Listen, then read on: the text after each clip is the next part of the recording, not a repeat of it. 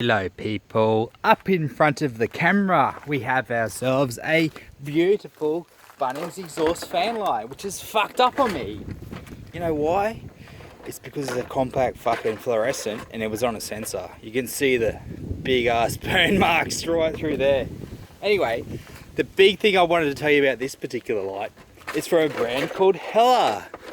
There you go, that's it. That's their model number and everything. Brand Hella are sold by Bunnings.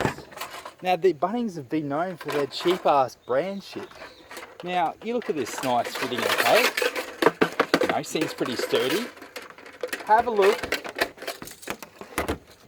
look at the piece of shit that's fucking holding it in the ceiling. Literally, that's the holding mechanism. That's all that's holding it up in the Gyprock is like 3 of these plastic flaps and a little bit of fucking metal.